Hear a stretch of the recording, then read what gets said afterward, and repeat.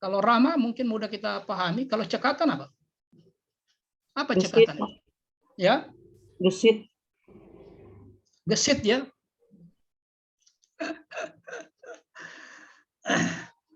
Kalau gesit ya, bolehlah. Cekatan itu gesit, boleh. Tapi ini dalam konteks pelayanan publik ya.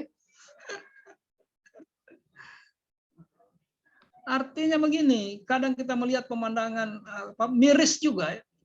Ada orang-orang datang ke kantor, sudah bolak-balik dari dia mulai dari pintu utama masuk sampai kandas di WC paling ujung, balik lagi, tidak ada satu orang pun yang tegur dia.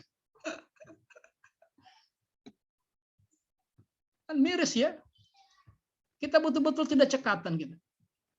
Apalagi ramah. Kita tidak sadar bahwa orang yang datang ini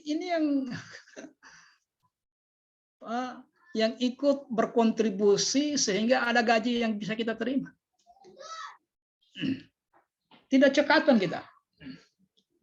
Dia sudah kandas di pintu terakhir, balik lagi. Karena dia mau tanya staf, dia ragu juga. Karena atribut digunakan hampir sama.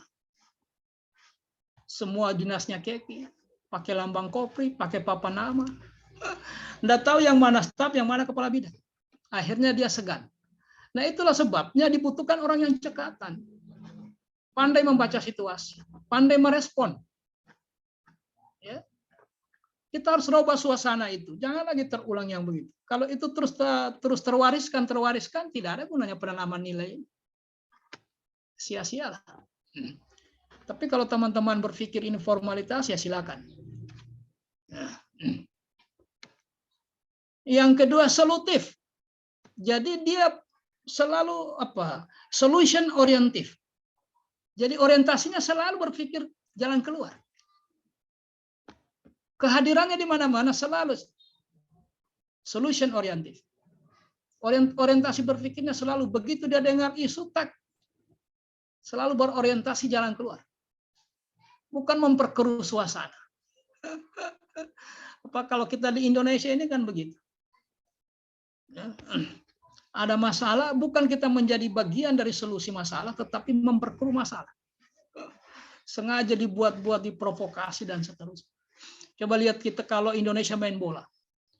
Bukan cuma wasit, hakim garis, semua disalahkan. Sampai cuaca juga disalahkan. Kita selalu mencari kesalahan di diri orang lain. Ini kan value, nilai. Nilai ini. Nilai itu abstrak. Ya. Anda sendiri yang menganalisisnya, kemudian membayangkan bentuk penerapannya. Jadi solutif. Selalu berpikir solutif. Ya. Bukan memperkeruh masalah. Ada masalah, dia yang menjadi provokatornya. Setelah ramah, cekatan, solutif, dan dapat diandalkan. Nah, olehnya itu ketika Bapak dan Ibu nanti menyusun kegiatan, misalnya menghadap mentor atau konsultasi dengan atasan. Tidak ada nilai solutif. Ini tanya penguji. Kenapa ketika menghadap mentor tidak ada nilai solutifnya? Silakan dijelaskan. Anda cantumkan ditanya juga. Kenapa waktu menghadap mentor ada nilai ramah? Untuk apa itu? Disitulah penguji mau mengukur pemahaman. Ya.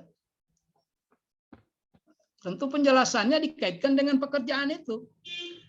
Kalau saya tidak mengintegrasikan nilai solutif, apa akibat menghadap mentor itu? Kira-kira begitu ya. Setelah itu dapat diandalkan. Nah, dapat diandalkan. Artinya begini, kalau tidak ada dia menjadi masalah di pekerjaan itu. Jadi masalah. Tunggu dulu Ibu Cita. Karena tidak bisa kita kerjakan ini kalau tidak ada beliau. Dia memang diandalkan di situ. Jadi jadilah Anda orang seperti itu. Di tempat pekerjaannya Anda karena memang Anda berkompeten. Pak Kadis atau kepala seksi, pejabat pengawas, pejabat administrator, ketika rapat belum bisa kita rapat karena belum ada Ibu Ayu. Karena Ibu Ayu yang tahu persoalan itu. Nah gitu ya. Jadi memang kita diandalkan orang. Diandalkan orang, kemampuan kita diperhitungkan orang. Jangan kehadiran kita tidak dihitung, ketidakhadiran kita juga tidak dihitung orang.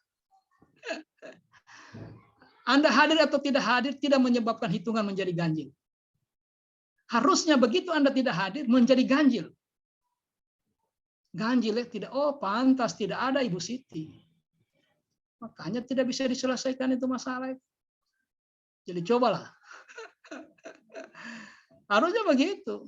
Itulah yang membedakan dengan generasi saya. Kalau tidak ada perubahan ya sama saja. Yang terakhir saya tidak bisa baca, tolong dibantu dibacakan karena terpelen di layar saya. Yang terakhir itu apa? Melakukan perbaikan tiada henti, Pak. Nah, jadi ada rumusnya itu bekerja itu. P, planning, rencanakan. Habis itu do, kerjakan. Habis itu evaluasi. Habis itu perbaiki. Selalu begitu. Selalu begitu. Begitu sudah selesai, habis sudah uangnya triwulan 3, sudah selesai pekerjaannya, coba dievaluasi. Apa yang kurang? Supaya tahun depan ditambah lagi sedikit anggarannya atau dikurangi. Tidak ada gunanya anggaran, hanya buang-buang saja. Jadi selalu begitu. Begitu direncanakan, dikerjakan, dievaluasi, ditindaklanjuti hasil evaluasi. Kalau tidak salah ini dulu ini apa? Semboyannya motor Suzuki ini. Kalau tidak salah ya, kalau dulu ya. Kalau dulu itu Honda tidak ada duanya. Yamaha nomor 1 di dunia. Suzuki inovasi tiada henti. Jadi selalu ada perbaikan. Ini yang kita harap yang membedakan dengan generasi saya. Harus berubah. Kalau tidak berubah, itu namanya kita bekerja linear. Mewariskan cara-cara lama. Dan memang ini barang tidak gampang. Pasti tantangannya besar. Tantangannya juga berat. Ya. Karena Anda mau merubah ritme atau keadaan yang sudah berlaku lama di tempat tugasnya. Tiba-tiba Anda pulang lasar melakukan perbaikan. Anda akan pasti banyak tantangannya. Saya pesan memang ya, banyak tantangannya. Anda dianggap sok, baru ikut lasar saja sudah bikin macam-macam perubahan ini, perubahan itu. Tetapi itulah resiko yang harus dihadapi.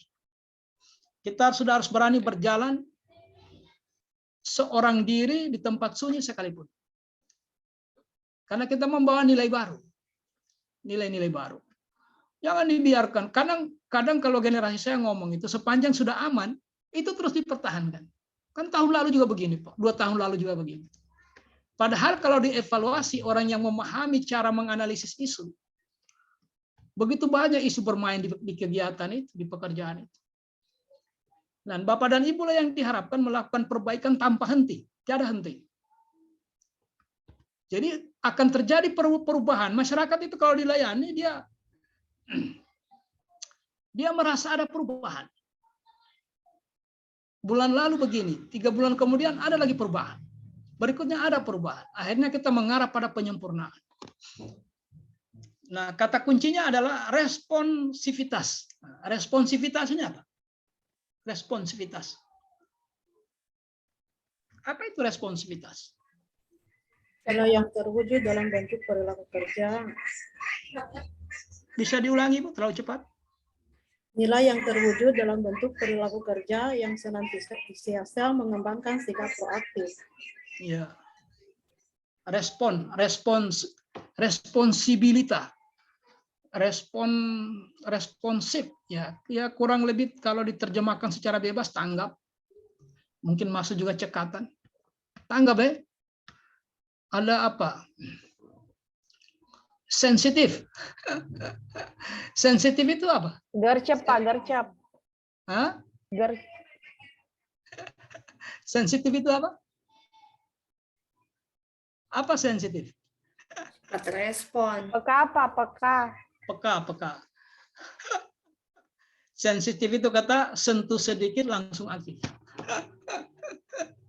Ya peka. Kemudian dia selalu bicara kualitas terbaik. Kualitas. Ini 3JP kita ngomong ini ya. Kualitas. Jadi responsibility tanggung jawab sebenarnya. Ini responsivitas. kemudian kualitas, nah, terakhir isi tas. Pada akhirnya isi tas, karena masyarakat berdaya, PAD meningkat, dana operasional meningkat, nah, maka tunjangan akan hadir dengan sendirinya. Kedua, yang terakhirlah kepuasan publik. Kepuasan siapa? Publik, orang yang dilayani.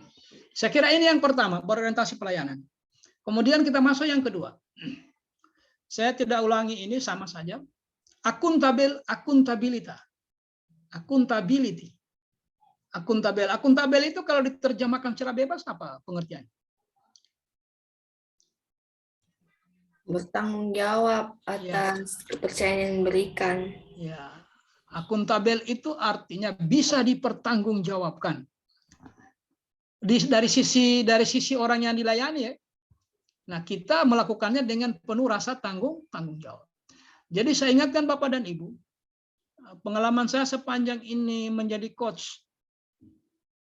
Inilah nilai yang hampir tidak ada di setiap tahapan pekerjaan. Hampir tidak pernah tidak ada.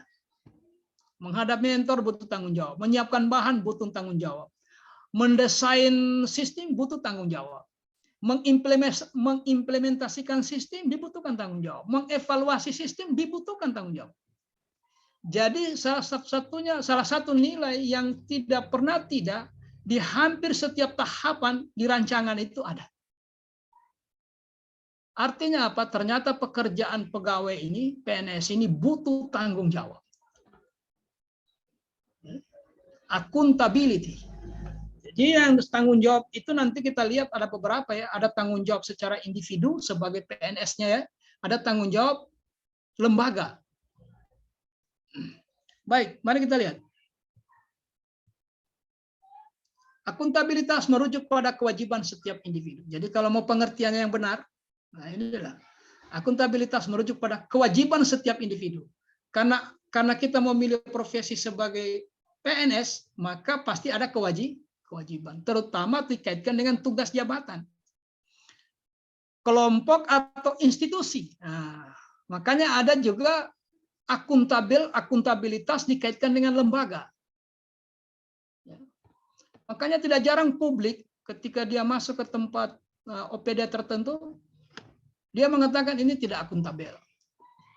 Tidak akuntabel itu artinya apa? Tidak bisa dipertanggungjawabkan. Tidak akuntabel. Ini kalau saya lihat pembayaran di loket ini tidak akuntabel. Kalau saya lihat kerja-kerjanya, mohon maaf ya, dimanapun Anda berada.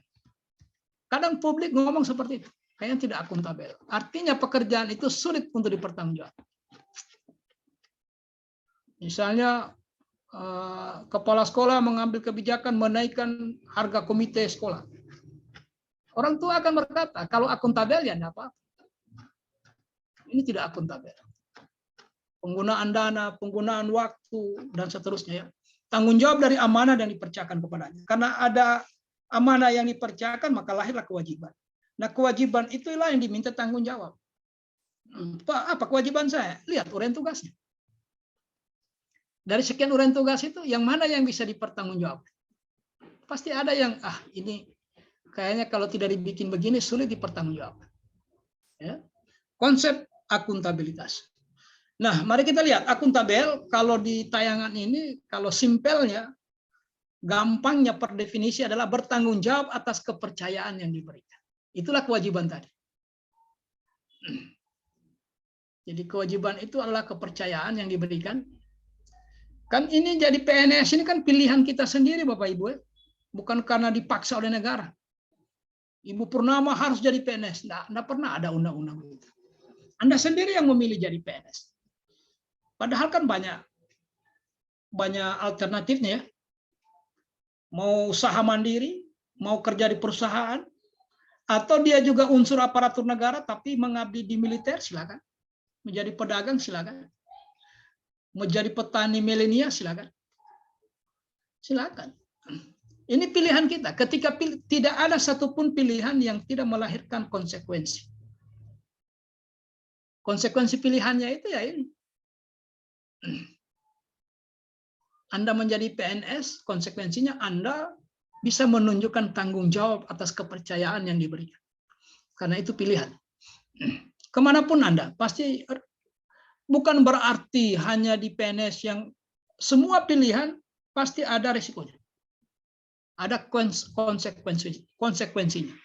Setiap pilihan apapun. Tidak mau milih juga ada konsekuensinya.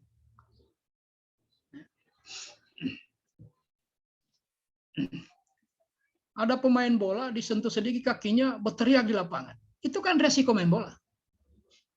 Kalau Anda tidak mau disentuh kakinya, pergi main catur. Nah, itu kan pilihan. Pilihan kan itu. Kalau Anda aman-aman ya, pilih yang lain. Jadi per definisi akuntabel itu bertanggung jawab atas kepercayaan diberikan. Panduan perilakunya, sebelum kita bicara kalimat afirmasi dan kata kuncinya, melaksanakan tugas dengan jujur. Melaksanakan tugas dengan jujur. Dan jujur ini juga hampir semua. Di sinilah akuntabel itu muncul. Hampir semua pekerjaan membutuhkan kejujuran. Yang kemudian bertanggung jawab itu sendiri. Cermat. Apa itu cermat itu? Cermat. Siapa yang tahu apa cermat? Apa bedanya dengan teliti? Karena ada juga nanti teliti. Teliti itu di kompeten kalau tidak salah. Ada disiplin. Disiplin oke lah. Inilah kalimat yang paling populer di telinganya Bapak dan Ibu. Saya skip dulu ya. Saya melihat apa semua ini. Melaksanakan tugas dengan jujur, bertanggung jawab, cermat, disiplin, dan berintegritas tinggi. Melaksanakan tugasnya dengan jujur. Jujur oke lah. Saya kira Bapak dan Ibu tahu. Bertanggung jawab sudah. Cermat. Cermat ini apa? Cermat. Sama dengan teliti, Pak. Ya? Sama dengan teliti. Sama dengan teliti. Nanti karena teliti juga ada nanti di salah satu nilai itu kalau tidak keliru di kompeten. Membutuhkan ketelitian itu kompeten. Cermat itu begini contohnya. Ini kejadian nyata ya. Ini kejadiannya sudah belasan tahun yang lalu. Terjadi di salah satu kabupaten. Saya tidak sebutkan nama kabupatennya. Salah seorang bendahara menerima telepon yang mirip dengan suaranya Pak Bupati. Memang diketahui Pak Bupati ketika itu ada di Jakarta. Nelpon dia. Minta ditransferkan uang di nomor rekening yang dibicarakan lewat telepon. Si bendahara karena mungkin mau dianggap loyal, tingkat tinggi, dia langsung transfer uang itu. Dalam jumlah tertentu. Setelah Pak Bupati datang dikonfirmasi tidak pernah menelpon. Resikonya bendahara akan mempertanggungjawabkan perbuatannya karena dianggap tidak cermat, menyalahi etika perilaku, menyalahi kode etik. Tidak cermat. Kenapa tidak cermat? Masa ia tidak berpikir bahwa di situ ada atasannya? Mungkin dulu mengambil nomor, karena ini uang negara, uang daerah. Nah itu kira-kira contoh kurang cermat, tidak cermat. Dan apabila Bapak dan Ibu bertindak di luar kode etik, di luar panduan perilaku, kemudian menimbulkan masalah hukum, Anda akan tidak dilindungi oleh lembaga. Tidak ada advokasi. Tidak ada. Karena Anda sudah dipastikan melanggar kode etik. Kecuali Bapak dan Ibu bekerja sesuai dengan kode etik, sesuai dengan SOP, lembaga akan ikut melakukan advokasi, pembelaan. Tapi kalau Bapak dan Ibu keluar sendiri dari kode etik itu, nah maka tanggung jawab ada di masing-masing. Karena ini soal akuntabel. Oke? Cermat. Jadi cermat itu tidak sekedar teliti. Cermat itu mampu melihat aspek-aspek lain. Itu namanya cermat. Kalau teliti ya misalnya kwitansi. Kita kalau sudah betulkah sekian nolnya itu, komanya itu teliti namanya. Atau menulis resep. Kalau cermat sedikit lebih luas dia. Ada berbagai aspek yang harus dipertimbangkan. Menunjukkan seseorang cermat atau tidak. Ya, harus cermat Bapak Ibu. Jangan karena mendahulukan loyalitas tingkat tinggi, akhirnya Bapak dan Ibu tidak cermat. Karena sudah bekerja di luar aturan, ya sudah. Terimalah konsekuensinya. Kalau tidak keliru, bendahara itu apakah dipindahkan atau diberhentikan? Disiplin ini tidak hanya sekedar hadir tepat waktu, pulang tepat waktu, tapi disiplin dalam berbagai hal, termasuk disiplin menyelesaikan pekerjaan secara tepat waktu. Disiplin di keuangan, jadi disiplin ini tidak sekedar datang pagi pulang sore. Nanti Bapak dan Ibu dari sana mulai memikirkan pekerjaan saya ini nilai-nilai dasarnya apa semua. Supaya apa? Kenapa nilai dasar itu menjadi wajib diintegrasikan dengan setiap tahapan yang ada di rancangan itu dalam rangka menjamin kualitas pekerjaan. Bayangkan kalau pekerjaan menghadap mentor itu Anda teliti, ada nilai kejelasan target, ada nilai ramah, ada nilai sopan, ada nilai apalagi semua tadi yang sudah lewat, ada nilai jujur. Pasti akan satu kali menghadap, tidak hari-hari konsultasi. Kenapa hari-hari konsultasi? Karena tidak jelas targetnya. Tidak teliti. Kenapa orang sampai diusir atasannya? Karena tidak ramah, tidak sopan, tidak santun. Dia tidak membawa serta nilai-nilai dasar. Karena dia merasa hebat, dia hilangkan semua nilai-nilai. Nah, akibatnya berkonsekuensi pada pekerjaan. Coba kalau semua nilai itu diakumulasikan. Inilah manfaat nilai itu. Yang membentengi kita, yang memagari kita, yang menjadi koridor kita dalam melaksanakan tugas jabatan. Kalau nilai-nilai ini saya yakin karier Bapak dan Ibu akan terus menanjak. Menggunakan kekayaan dan barang milik negara secara bertanggung jawab. Nah, jadi barang negara ya, menggunakan kekayaan dan barang milik negara secara bertanggung jawab, efektif dan efisien. Jadi barang negara itu sebenarnya banyak ya. Pertama misalnya di sekolah, di rumah sakit, banyak sekali alat-alat negara itu. Hampir semua yang kita gunakan itu alat negara. Nah, bagaimana menggunakan itu secara efektif dan efisien? Nanti nilai efektif dan efisien ini akan muncul lagi nanti di kompeten. Jadi di sini yang dimaksud dengan efektif dan efisien itu dalam rangka penggunaan alat-alat negara. Misalnya obat-obatan, alkes, alat kesehatan. Kemudian kalau di sekolah itu ada PowerPoint, ada laptop, dan seterusnya, dan seterusnya.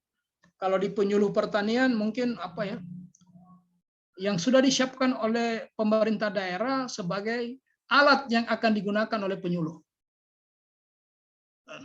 Dan menggunakannya secara efektif dan efisien. Nanti kita bicara di kompeten apa itu efektif dan apa efisien. Tidak menyalahgunakan kewenangan jabatan. Nah, Bapak dan Ibu punya jabatan atau tidak? Punya jabatan atau tidak Bapak Ibu? Punya, Pak, punya. Nah, makanya dibaca itu uraian tugas jabatannya, jangan sampai melampaui kewenangan. Bukan kewenangannya Bapak dan Ibu yang pergi urus. Pergi tanya, sudah ditender ini atau belum? Baca kewenangan Bapak Ibu. Kalau tidak berwenang, jangan ikut. Jadi, tidak menyalahgunakan kewenangan. Artinya dia diberi kewenangan, tapi dia tidak laksanakan. Itu juga menyalahgunakan kewenangan. Dia diberi kewenangan 1 jengkal, tetapi dia melakukan sampai sekian. Berarti melampaui kewenangan. Atau dia bertindak sewenang-wenang. Kewenangan itu di mana dia melekat? Melekat pada 2 hal. Pada individu, pada jabatan, dan pada lembaga. Jadi kewenangan itu melekat pada jabatan, dan ketika Bapak dan Ibu sudah hilang jabatannya, sudah hilang kewenangan. Biar Bapak dan Ibu tanda tangan berapa kali kwitansi, tidak keluar uang. Kenapa? Karena sudah hilang kewenangan. Ya. Jadi kewenangan itu melekat pada jabatan dan lembaga. Ada kewenangan lembaga, ada kewenangan jabatan. Jangan menyalahgunakan kewenangan jabatan. Kewenangan lembaga misalnya, dia dinas kesehatan, tapi dia juga mengurus pertanian. Nah, itu kan itu namanya menyalahi kewenangan lembaga. Ya. Makanya Bapak dan Ibu selalulah baca-baca itu urian tugas. Saya agak kaget juga. Ternyata perawat itu kalau Permenkes dirujuk ada 51 urian tugas. Wih. Nah, kalau mencari isu gampang sekali. Coba baca Permenkesnya tentang urian tugas perawat. Baik. Akuntabel. Jadi akuntabel dalam konteks organisasi pemerintah. Jadi lembaga. Misalnya apa? Kalau ini ada studi kasus, kalau ada waktu sebenarnya dibahas ini, tapi karena waktu kita sangat terbatas, tidak mungkin kita diskusikan ini. Jadi misalnya begini, ada proses pengadaan barang dan jasa. Kemudian ada pihak ketiga yang mendaftar, ada berapa banyak, ada yang merasa dirugikan atas proses itu. Nah, proses itu masuk kewenangan, masuk akuntabel apa dia? Jadi ada berapa ya? Ada akuntabel proses, ada akuntabel hasil atau output, ada akuntabel input. Wah, ini prosesnya yang tidak akuntabel. Jadi kalau pengadaan barang dan jasa itu prosesnya yang tidak akuntabel. Yang tidak bisa dipertanggungjawabkan. Ya. Jadi begitu ya. Pemerintah pusat maupun daerah sudah memulai program pengadaan barang dan jasa dengan mekanisme secara elektronik yang disebut dengan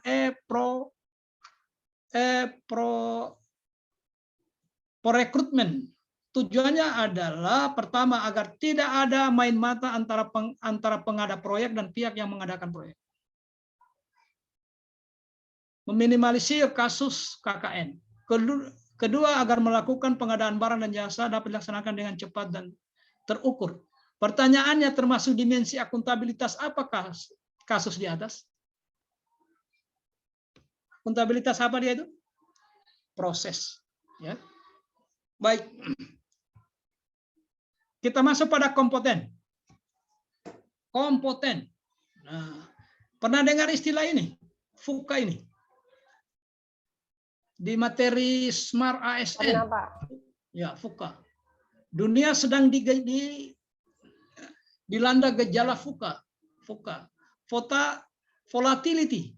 Volatility ini apa terjemahan bebasnya? Volatility. Apa itu volatility? Ya? Apa? Katanya sudah pernah dengar.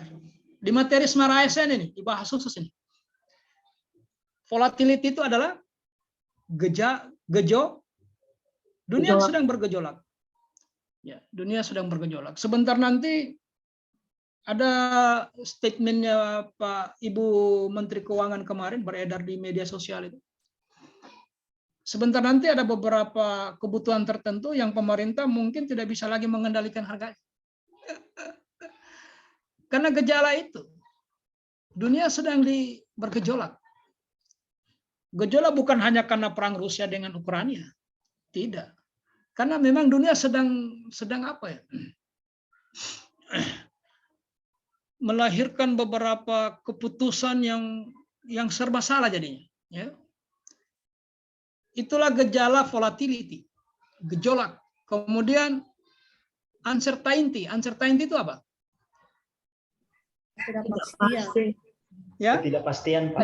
Nah, gara-gara itulah karena ada gejolak menimbulkan ketidakpastian apa yang mau dipertahankan ini. Jadi sekarang para produsen sulit, apalagi di bidang elektronik, sulit untuk memastikan mana yang diproduk massal karena begitu cepat barang ditinggalkan orang. Ya, jadi ada ketidakpastian. Kalau kompleks ya, dia saling berkaitan antara satu dengan yang lain. Satu yang diungkit tak ungkit semua. Karena dia saling berhubungan. Kompleks, masalahnya kompleks. Yang terakhir ambiguity. Ambiguity itu apa? Bermakna ganda. Ya, ambigu. Ambigu itu apa? Gamang. Gamang kalau bahasa hari-hari ya. Tidak tahu gamang ini sudah baku atau belum. Gamang itu artinya mengambil keputusan salah, tidak mengambil keputusan juga salah. bertindak salah, tidak bertindak salah, ambigu. Pemerintah tidak mengambil kebijakan, pasti disalahkan. Begitu mengambil kebijakan, pasti juga disalahkan. Karena memang dunia sedang bergejolak. Nah, dalam keadaan seperti itu, maka penting ditanamkan kompeten. Perlu dicari-cari orang yang kompeten di bidangnya masing-masing. Ya. Nah, apa itu kompeten? Nah, ini saya tidak cerita lagi ini pengelolaan supaya bagaimana melahirkan ASN yang kompeten itu. Ya. Jadi kalau di ASN kalau mau kompeten itu maka dia menggunakan sistem apa ini? Sistem apa ini?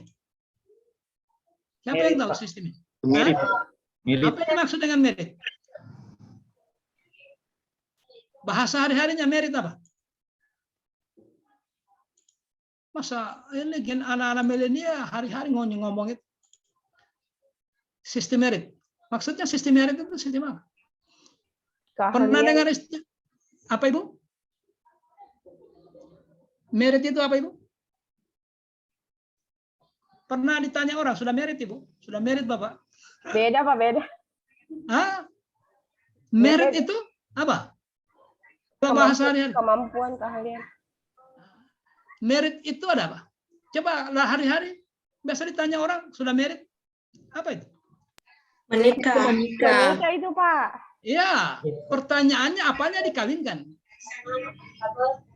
Yang dikawinkan ini Sistemnya. kompetensi dengan jabatan. Oh. Jadi sistem merit. Kita mau kawinkan, jangan sampai beda jabatannya, beda kualifikasinya. Maka dia sistem merit ini.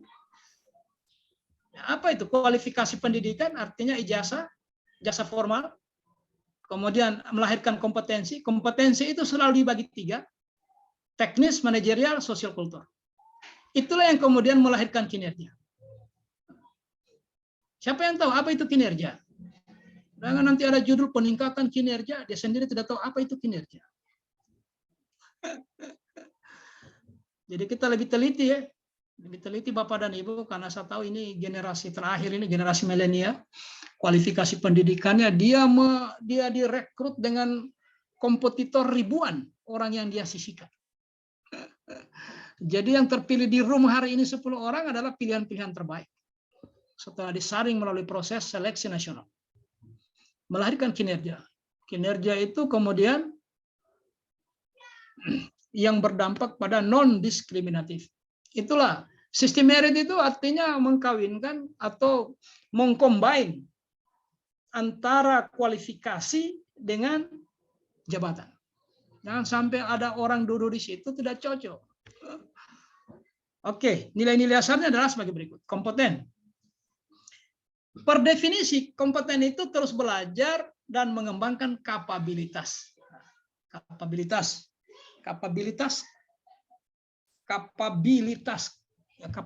itu secara sederhana kemampuan. Jadi dia terus belajar mengembangkan kemampuan, kapabilitas dirinya. Karena memang era ke depan itu era persaingan kompetensi. Kalimat afirmasinya, kalau ingin kompetensinya atau kapabilitasnya terus berkembang, maka dia harus pegang ini kalimat afirmasi, kalimat yang menghayo-hayo, yang menyemangati. Apa itu? Terus belajar dan mengembangkan kapabilitas. Jadi belajar di ASN ini Bapak Ibu untuk menentukan kompetensi seseorang hampir tidak harus di pendidikan formal ya. Nanti tugas belajar atau izin belajar baru dianggap peningkatan kompetensi, tidak. Apa saja yang Bapak dan Ibu ikuti sepanjang ada hubungannya dengan jabatan atau tugas jabatan.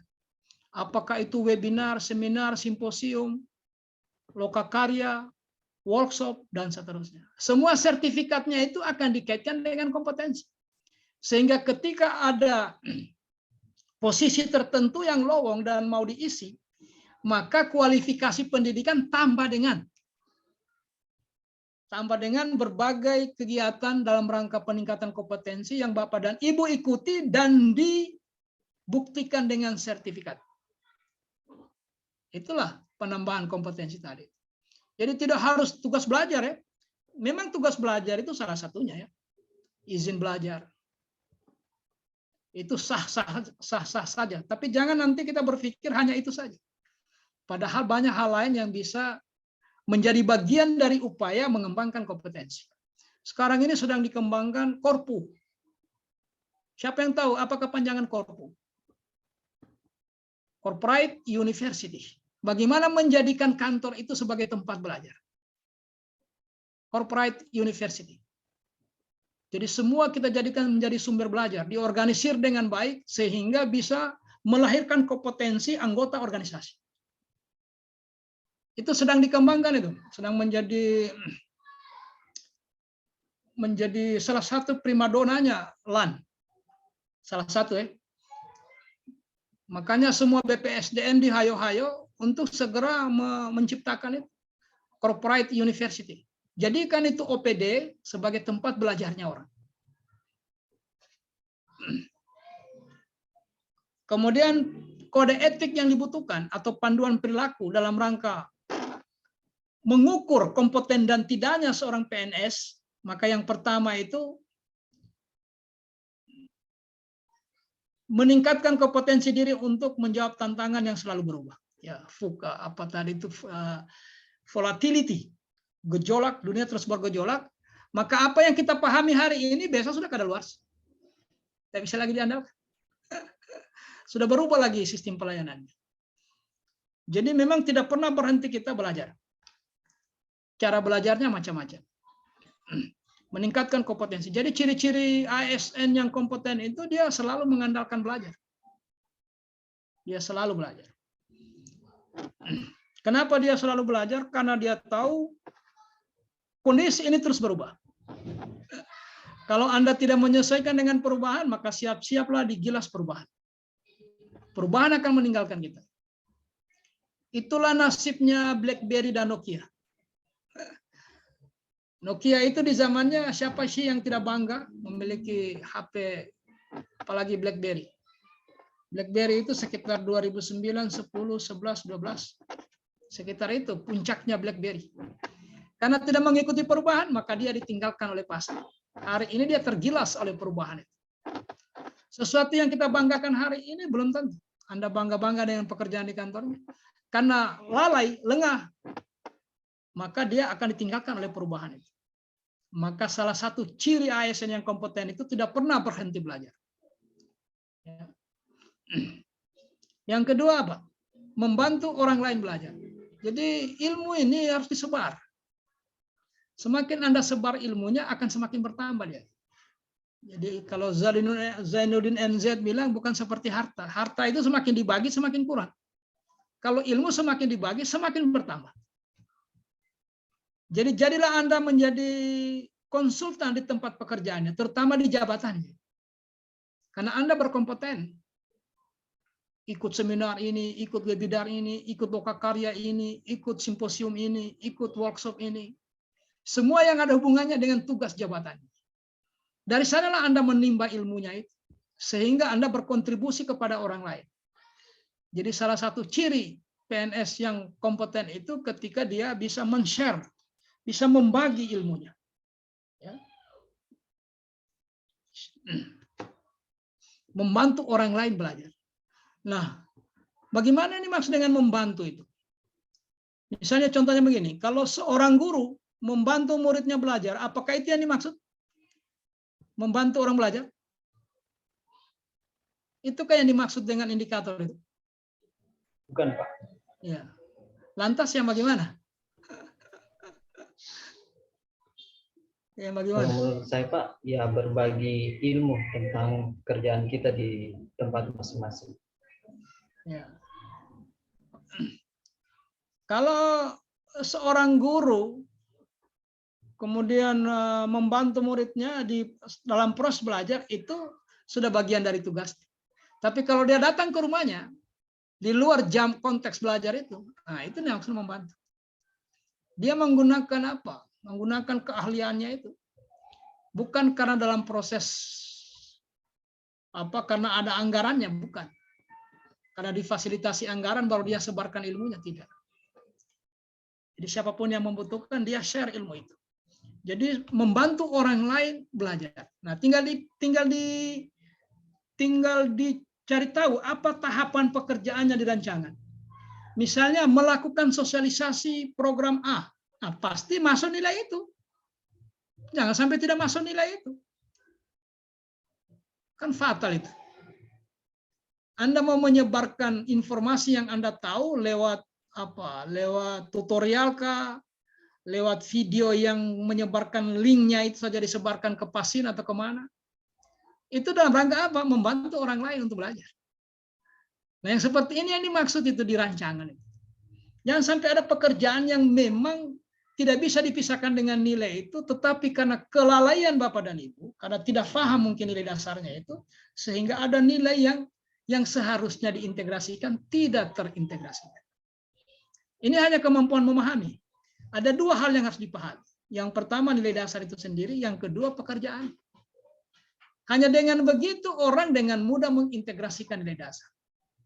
Pak, kalau begitu banyak sekali nilai dasarnya. Semakin banyak, semakin tinggi nilainya. Jangan hanya karena kita merasa, aduh, bikin capek ini menulis ini banyak sekali. Justru rendahnya nilai dasar akan mempengaruhi nilai Bapak dan Ibu. Saya ingatkan sekali lagi bahwa yang diaktualisasikan itu adalah nilai dasar. Yang kita bicarakan ini yang diaktualisasikan. Caranya bagaimana? Integrasikan dengan tahapan pekerjaan yang ada di rancangan. Yang dimaksud dengan tahapan itu, setiap yang ada di rancangan itu ada kegiatan. Kegiatan inilah yang kemudian melahirkan tahapan atau langkah-langkah. Jadi baik kegiatan maupun langkah-langkah harus diintegrasikan dengan nilai dasar. Harus jelas nilai dasar yang mendukung. Nah, ketika ditanya, Anda punya argumen. Kenapa saya masukkan nilai dasar belajar? Karena saya sedang mensosialisasikan. Berarti Anda sedang membagi informasi, membagi ilmu. Yang berikutnya melaksanakan tugas dengan kualitas terbaik. Ini kan ini value, ini kan bisa diukur orang, bisa ditanya. Kenapa Anda bikin ini? Kenapa masuk ini nilai inovasi? Kenapa masuk di dalamnya? Karena saya ingin memberikan yang terbaik. Ini kan soal paham atau tidak paham. Jadi di situ persoalannya ketika Anda ingin mengintegrasikan nilai dasar, baik dalam rangka mendukung kegiatan maupun mendukung tahapan. Tahapan atau langkah-langkah ya, tergantung istilahnya pembawa materi bimbingan. Kalau saya sering menggunakan kata tahapan atau langkah. Supaya jangan nanti kita dipusingkan oleh istilah. Ada kegiatan, apa bedanya dengan langkah-langkah? Nah, kegiatan itu adalah besarannya. Untuk mendukung kegiatan itu lahirlah langkah-langkah. Nah, langkah-langkah ini yang diintegrasikan dengan nilai dasar. Ya. Anda harus cermati. Nah, namanya rancangan itu pasti kegiatannya persiapan. Melakukan persiapan itu tahapannya satu, menghadap atasan. Yang kedua, rapat internal. Yang ketiga, terserah. Apa mau disiapkan memang bahannya di persiapan? Boleh juga. Atau di tempat lain nanti disiapkan bahan. Nah, itu namanya tahapan. Tahapan-tahapan itulah yang harus dimasukkan nilai dasar. Waktu menghadap atasan berkonsultasi, nilai dasar apa semua yang perlu dibawa supaya hasil konsultasinya maksimal. Yang pertama sopan. Itu ya. Yang kedua tanggung jawab, yang ketiga jujur, yang keempat teliti, yang kelima semua nilai dasar yang terkait dimasukkan.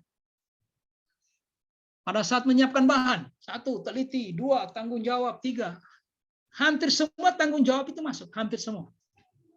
Tapi tergantung Bapak dan Ibu memahaminya. Yang terakhir melaksanakan tugas dengan kualitas terbaik. Kira-kira dia masuk di kegiatan apa itu? Menyiapkan mendesain, kemudian menfinalisasi. Diperlukan itu. Kualitas terbaik. Baik, sampai di sini sebelum saya lanjut ada pertanyaan silakan. Sebenarnya tidak ada sesi pertanyaan ini. Sambil jalan kalau ada yang bertanya angkat tangan. Tapi kalau ada yang bertanya sampai di sini silakan.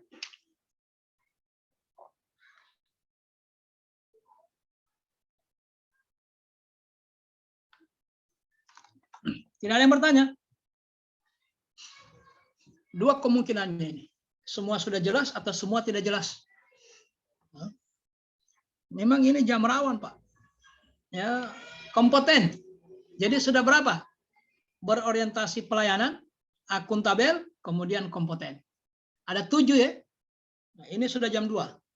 Kita nanti selesai jam, betul jam saya ini jam 2 ini. Ya, kayak kemarin lagi nanti seperti dikejar-kejar kita. Maaf Pak, ada timernya di atas Pak. Ya, timernya kalau di Ibu timernya 1 jam 7 menit lagi Pak. oh ya, sudah. Oh ya, sama. Oke. Kata kuncinya adalah kinerja terbaik. Kinerja terbaik.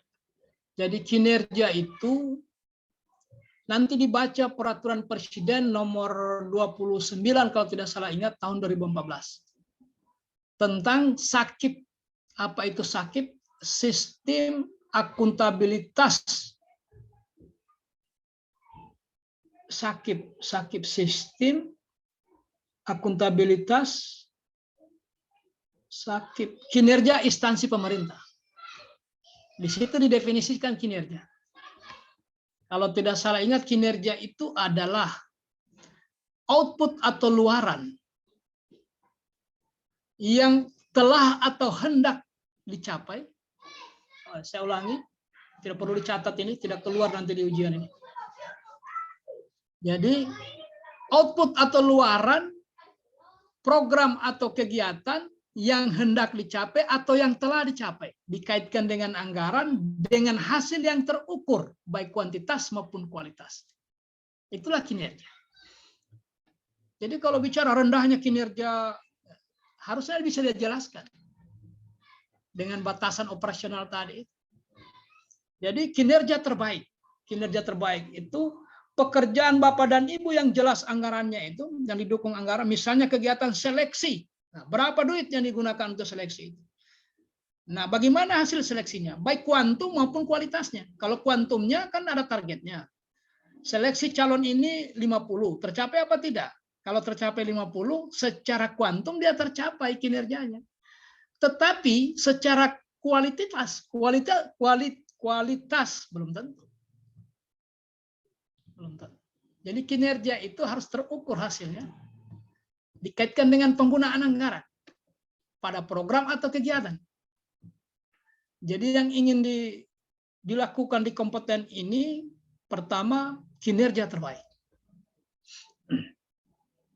Yang kedua sukses. Ini mirip-mirip saja. Yang berikutnya keberhasilan, itu kata kuncinya. Learning equality. Apa itu equality itu? Learning equality. Siapa yang tahu equality?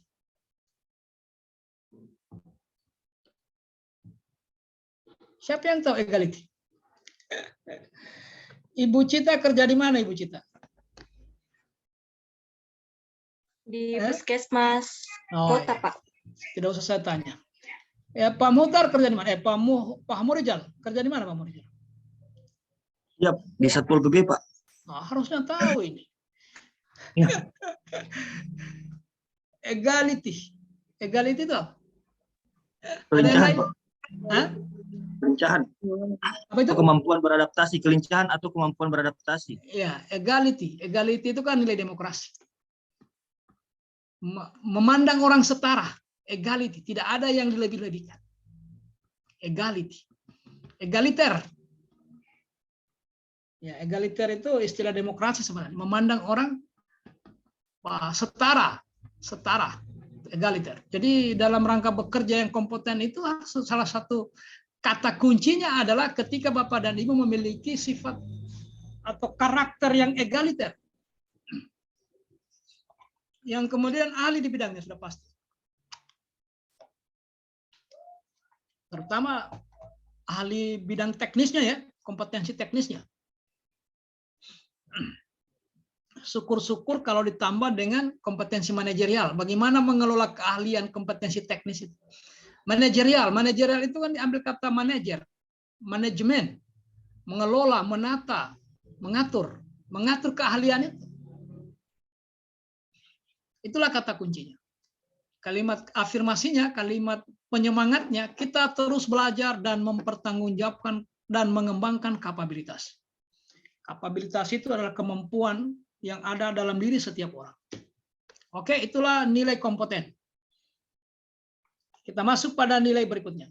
Nah, hanya orang-orang yang kompeten ini yang bisa bertahan di tengah gejala apa tadi? Mana tadi? Ya, Fuji apa Fuji? volatility. Ada gejolak, kemudian ada uncertainty, ketidakpastian, kemudian di tengah kompleksitas, semua berhubungan satu dengan yang lainnya. Kemudian di tengah ambiguity, ambigu. Oke. Yang berikutnya adalah harmonis. Harmonis ini sebenarnya bicaranya lebih banyak ke nasionalisme. Harmonis. Nah, apa nilai harmonis itu? Nah, sebelum sampai ke sana ada pengantarnya. Nah, di Republik ini, di tengah keragaman, kalau kita tidak bisa memanage keragaman ini, dia bisa justru menjadi pemicu. Nah, sebenarnya di keragaman itulah kekuatan persatuan bangsa. Ya.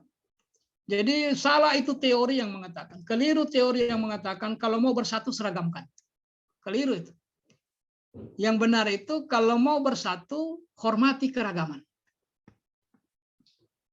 Karena keragaman itu bukan maunya siapa-siapa, tapi itu adalah kehendak atau takdir memang. Kita ditakdirkan memang beragam.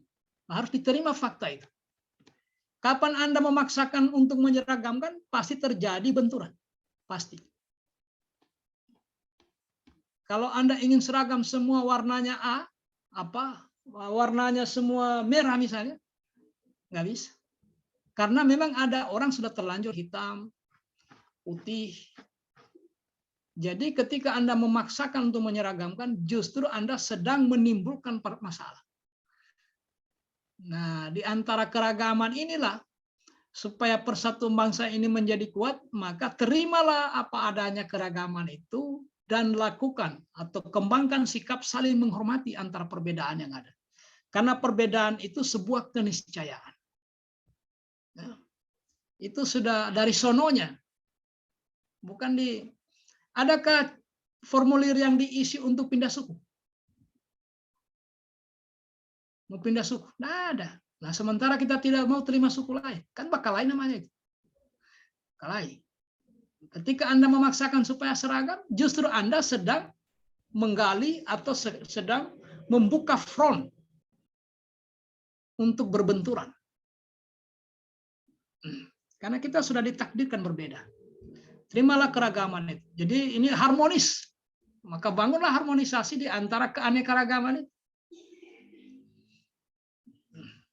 Hanya orang-orang yang memiliki wawasan yang bisa menerima fakta perbedaan. Nah, hari ini kita kalau soal agama, suku hampir sudah tidak terlalu terasa. Yang jadi masalah ini pilihan politik. Apalagi mau pilkada serentak lagi. Jadi nanti ada kebijakan-kebijakan yang aneh-aneh. Karena apa? Kepentingan politik. Kita tidak dewasa dalam menerima perbedaan. Sudahlah, dia mendukung atau tidak mendukung itu hak politik dia. Jangan sampai berimplikasi pada pelayanan. Nggak bisa. Karena kita unsur aparatur negara. Unsur yang membentuk negara. Oke? Yang profesional begitu. Jadi ini harmonis itu keanekaragaman. Coba lihat ini fakta keanekaragaman. 17.000 sekian pulau. Akhirnya kita bicara nasionalisme lagi. Saya tidak ulas ini. Historisnya.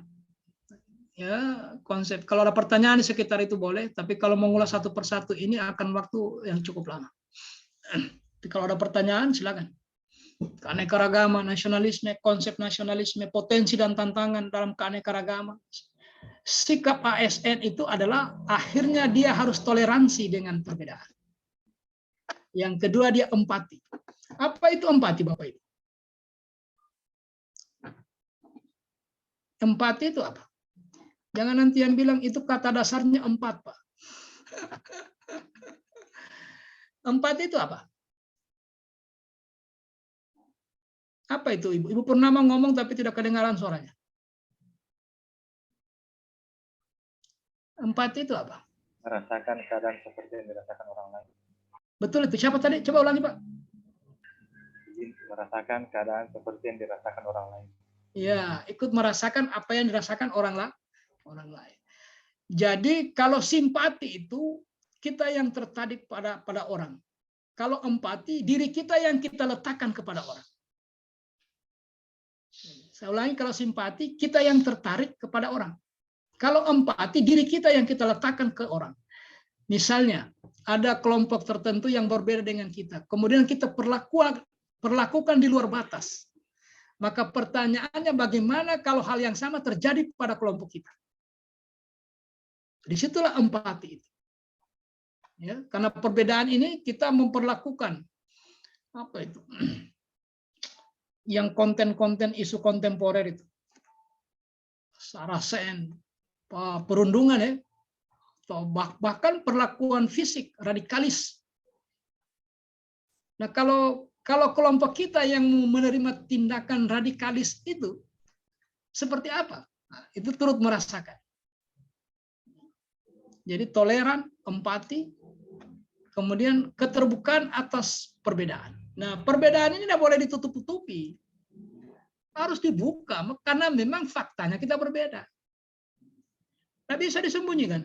Tidak bisa. Perbedaan ras, perbedaan bahasa, perbedaan tradisi, adat istiadat. Jadi kalau kita cerita ini jadi panjang ya. Oke, kalau ada pertanyaan silakan. Nanti di nasionalisme kebangsaan. Jadi kita ini pernah jadi bangsa besar, menjadi adidaya di zamannya. Kapan itu? Abad ke-7 sampai 12 itu zamannya Sriwijaya. Kita menjadi adidaya. Jadi wilayah yang membentang dari Pulau Rote sampai Miangas ini, kemudian barat paling barat itu Sabang, timur paling timur itu Merauke, selatan paling selatan itu Pulau Rote, utara paling utara itu Miangas.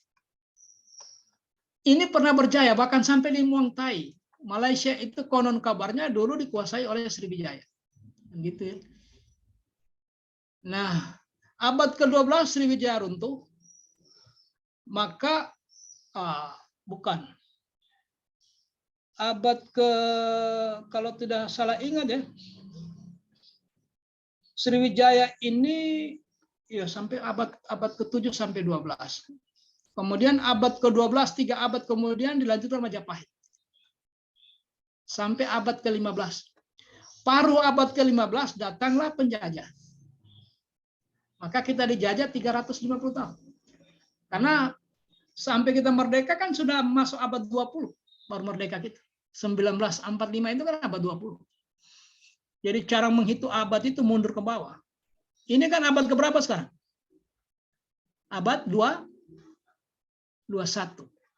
Jadi dihitung dari 2100 sampai 2000. Ditarik mundur dia. Jadi kita nanti merdeka di abad ke-20. Ditarik dari 1900 sampai dengan 2000. Jadi setelah masuk penjajah, maka Majapahit juga sudah runtuh. Nah, belajar dari sana lah. Itu pembelajaran ya, nasionalisme kebangsaan. Kemudian runtuhnya kerajaan, kemudian penjajah dan nasionalisme. Nah, 350 tahun itu lama atau tidak itu kita dijajah? Lama atau tidak itu, Bapak? Lama sekali. Lama. Kenapa? Pak. Kenapa terlalu lama? Coba kita belajar dari sejarah. Kenapa terlalu lama kita dijajah? Tidak adakah orang hebat di zamannya itu? Banyak, Ada, Pak. Ada, Pak, Banyak orang banyak. hebat, Pak. Banyak orang hebat. Ada Gusti Ngurah Rai di Bali, ada Antasari di Kalimantan, ada Thomas Matulesi di Ambon, ada Imam Bonjol di Sumatera, ada Diponegoro di Jawa, kemudian ada Tombolotutu di Sulawesi Tengah. Tombolotutu itu kan tahun lalu diangkat jadi pahlawan nasional.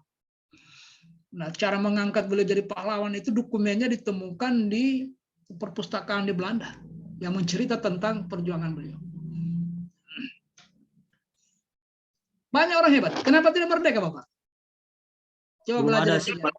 sifat nasionalisme, Pak. Ya, makanya melahirlah tonggak sejarah kebangkitan nasional. Kenapa? Karena kita berjuang mengandalkan suku. Jadi memang Belanda juga menghendaki jangan sampai kita bersatu. Maka diistimewakanlah suku-suku tertentu di hadapan suku lain. Kalau ketemu dengan orang Sunda, dia kasih tahu orang Sunda adalah keturunan yang paling mulia dibanding dengan orang Jawa. Ketika ketemu orang Jawa dibalik lagi. Jawa adalah keturunan yang paling dihormati. Begitu seterusnya ke Kalimantan, ke Sulawesi. Itu namanya politik pecah belah. Supaya sukuisme itu terus tertanam. Nah, belajar dari sejarah, ternyata kalau mau menjadi bangsa besar, tinggalkan perbedaan itu. Karena terbukti 350 tahun nonsen. Tidak ada hasilnya kalau mengandalkan suku. Tidak ada hasil. Masa kita tidak belajar dari sejarah, Bapak? Harus belajar dari sejarah. Maka perbedaan itu jangan lagi ditonjol-tonjolkan. Tetap kita hormati. Ya. Maka kebangkitan nasional. Itulah 1908 tonggak sejarah pertama, kemudian mengkristal di 1928 dan akhirnya berbuah di 17 Agustus 1945. Jadi itu pembelajarannya ya. Maka harmonisasi ini penting untuk dibangun.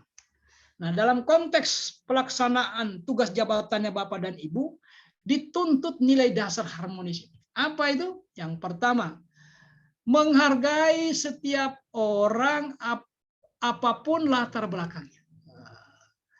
Ibu Purnama tadi kerja di mana? Satpol PP, Pak.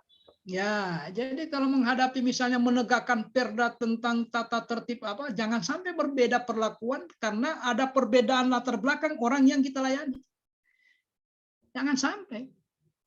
Kenapa yang di Tanjung Batu tidak digusur, Ibu? Tinggal bisik-bisik gitu, banyak orang Bugis di situ, Pak. Nggak berani gitu. Jadi beraninya cuma nyugusur yang mana? Yang wah. Jadi fatal itu. Sama kita mengulang sejarah. Produk gagal itu jangan dibawa. Bayangkan 350 tahun. Kalau satu generasi 50 tahun berarti 7 generasi hilang sia-sia. Tidak ada hasil. Jadi jangan lagi latar belakang perbedaan itu yang mau ditonjol-tonjolkan, terutama dalam konteks pelaksanaan tugas jabatan. Ya. Jadi menghargai setiap orang apapun latar belakangnya, pegang baik-baik itu. Ya. Ketika Anda menegakkan perda sesuai dengan tugas pokoknya, ya harus jangan ada perbedaan-perbedaan karena latar belakang ras dan lain sebagainya. Kenapa di sana digusur? Oh, dia itu dulu pada situ itu partai A yang paling banyak. Yang tidak mendukung. Nggak bisa. Ini yang rawan sekarang, Pak. Rawan itu. Ya, saya ulang sekali lagi, kalau urusan suku dan agama ya sudah mulai terkendali kita. Kita sudah dewasa menerima perbedaan itu. Tapi ketika tahun politik terjadi, nah kadang itu independensi kita mulai terganggu. Karena ada kepentingan yang bergerak. Ya. Suka menolong orang lain. Nah, ini kan sama dengan nilai tadi itu. Kalau nilai yang tadi itu membantu orang lain belajar. Ini suka menolong orang lain. Nah, lihatlah publik yang Anda layani itu orang yang Anda akan tolong. Maka bekerjalah sesuai dengan aturan. Ya. Jangan yang lain ditegakkan aturan, yang lain dipilih-pilih pasang. Oke? Suka menolong orang lain.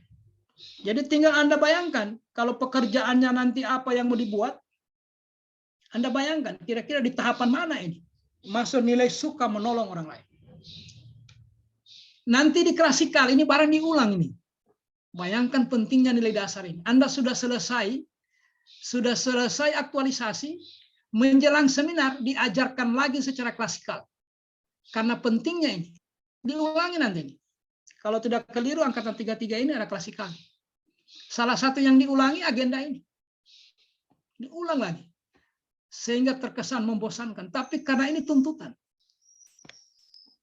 Akan diajarkan langsung lagi oleh teman saya yang ada di jadwal. Membangun lingkungan kerja yang kondusif. Nah, apa itu kondusif? Lingkungan kerjanya harus kondusif. Pertanyaannya, apa itu kondusif? Ya, apa itu kondusif, Bapak Ibu? Apalagi Satpol PP, harus tahu itu. Lapor dengan komandan, siap komandan, keadaan kondusif. Apa itu kondusif? Wah, itu saya tidak tahu. Aman dan terkendali, Pak. Ya, itu bahasa lainnya. Aman dan terkendali. Kondusif itu menyebabkan semua orang bisa beraktivitas tanpa tekanan. Kondusif sekali keadaannya. Orang merasa tidak ada, orang merasa terbebani. Kondusif.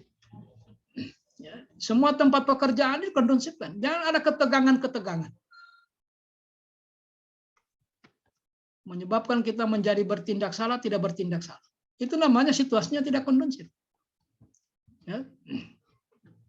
Membangun lingkungan kerja yang kondusif. Nah, kata kuncinya adalah peduli. Nah, harmonis itu hanya bisa terbangun apabila di dalam diri setiap orang ada rasa peduli. Peduli dengan sesama. Baru bisa kita bangun itu nilai harmonis. Yang kedua, apa ini? Menghilangkan perbedaan, diversity, menghilangkan perbedaan. Bukan menghilangkan ya, tidak menjadikan perbedaan sebagai halangan.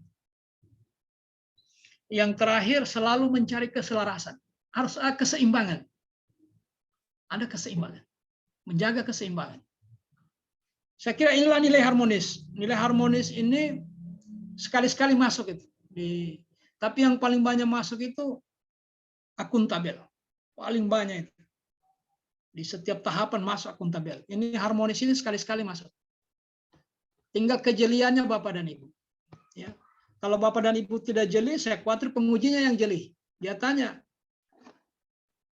kenapa waktu menegakkan ini Bapak punya rencana ini kan satu. Tunggu dulu, saya mau tanya dulu. Kegiatannya Pak Murijal nanti apa rencananya? Siap penertiban Pak, penertiban K3. Ketika menertibkan K3 itu kan pasti banyak tahapan pekerjaannya, banyak tahapan. Terutama pada tahap implementasi. Nah, pada tahap implementasi, kenapa tidak masuk nilai menghargai setiap orang? Nah, lalu ditanya. Padahal ketika Anda menertibkan misalnya di shopping, pasti akan Anda bertemu dengan berbagai perbedaan. Ada suku, agama, kemudian hal-hal lain. Maka tidak boleh tidak harus membawa nilai menghargai setiap orang. Jadi cara membuat nilai itu nilai harmonis titik koma. Nah, langsung masuk menghargai setiap orang apapun latar belakangnya. Itu indikatornya. Karena bukan harmonisnya. Harmonis ini nilai penjabaran nilai harmonis itu di indikator. Di indikator itu di kode etik. Karena itu yang terukur. Ya. Tidak hanya mengetik harmonis, selesai tidak. Harmonis titik koma indikator apa yang Anda integrasikan. Tentu lagi-lagi harus disesuaikan dengan tahapan atau langkah-langkah dalam rangka mendukung kegiatan. Baik. Yang berikut, kita masuk dari harmonis ke loyal. Loyal. Loyal ini saya langsung masuk ya. Definisinya berdedikasi dengan mengutamakan kepentingan bangsa dan negara. Jadi loyalitas itu kepada bangsa dan negara. Nah, ini yang jadi persoalan ini. Bisa-bisa teman-teman salah tafsir.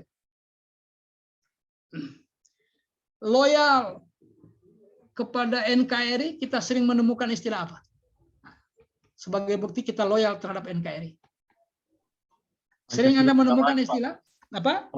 Pancasila harga mati, NKRI harga mati. Ya, NKRI harga mati.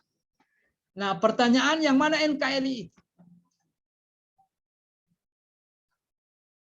Kita loyal itu apa? Setia kepada NKRI. Pertanyaannya jangan salah alamat. Yang mana NKRI itu?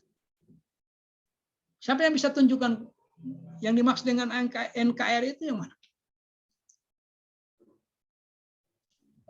Kalau menurut saya Pak, NKRI itu termasuk dari tanah dan sumber daya alam maupun sumber daya manusianya Pak. Siapa yang menjawab itu? Rinaldi Pak. Siapa? Rinaldi Pak. Rinaldi. Oh Rinaldi, benar. Jadi sumber daya alam dan seterusnya. Yang lain? Kamu salah alamat dengan NKRI. Oh, NKRI harga mati. Hari-hari dia pakai juga baju kaos itu. Loyalitas pada NKRI. Nah, ditanya yang NKRI kami maksud itu yang mana itu? Ya. Coba. Bayangkan kita mau mati kepada alamat yang tidak jelas. Kita setia kepada sesuatu yang kita tidak paham. NKRI itu Pak merupakan bentuk negara Pak, negara kesatuan. Sesuai dengan dia punya akronim di situ, NKRI adalah Negara Kesatuan Republik Indonesia. Berarti NKRI itu merupakan bentuk dari negara kesatuan yang meliputi berbagai macam suku yang ada di dalamnya. Pokoknya semua yang ada di dalam NKRI ini Pak, mulai dari sumber daya alam, SDM-nya juga termasuk di dalam NKRI Pak. Caranya kita setia kepada itu bagaimana? Bagaimana caranya kita melaksanakan semua aturan. Ya, itu yang benar. Siap. NKRI itu aturan. Jangan salah paham. Ketika Anda loyal pada aturan, itu namanya setia pada NKRI. Jadi TNI yang berangkat ke Papua itu perintah aturan. Perintah undang-undang itu Bapak Ibu. Jadi konkretnya NKRI itu adalah Undang-Undang Dasar 45. Kenapa Undang-Undang Dasar 45? Karena itulah terjemahan Pancasila. Jadi kalau mau cari terjemahan Pancasila, Undang-Undang Dasar itu sudah terjemahan. Nah, bagaimana kita setia pada Undang-Undang Dasar? Maka setialah Anda pada turunannya. Apa turunannya Undang-Undang Dasar? Siapa yang tahu hierarki Undang-Undang di Indonesia? Yang paling tinggi itu Undang-Undang Dasar 45. Turunan pertamanya adalah Peraturan pemerintah. Undang-undang garing Perpu, karena Perpu ini peraturan pengganti. Begitu belum jelas di undang-undang atau di Perpu, diturunkan di peraturan Pemerintah. Begitu tidak jelas di peraturan pemerintah, inilah yang kemudian diturunkan ke ada Perpres, sampai Permen, terus ke Perda provinsi, Perda kabupaten, belum jelas, belum juga teknis, turunkan ke Pergub dengan Perbu. Nah, coba baca SK-nya Bapak dan Ibu. Jadi kalau Bapak dan Ibu patuh pada SK-nya Bapak dan Ibu, itu namanya setia kepada NKRI. Karena konsiderannya, coba perhatikan konsideran menimbang dan mengingatnya. Dia pasti menyebut undang-undang. Baru peraturan pemerintah, baru masuk ke peraturan Menteri Dalam Negeri, terus masuk. Baru dia menunjuk Perda atau Perbu. Jadi tidak boleh ketika Anda taat pada uraian tugas yang ada dalam jabatan itu, Anda sedang setia kepada NKRI. Itulah NKRI, konkretnya NKRI. Singkat kata, NKRI itu taat pada aturan. Karena tidak boleh ada undang-undang bertentangan dengan undang-undang dasar. Tidak boleh. Batal demi hukum. Kalau Anda ragu ada undang-undang bertentangan dengan undang-undang dasar, uji di Mahkamah Konstitusi.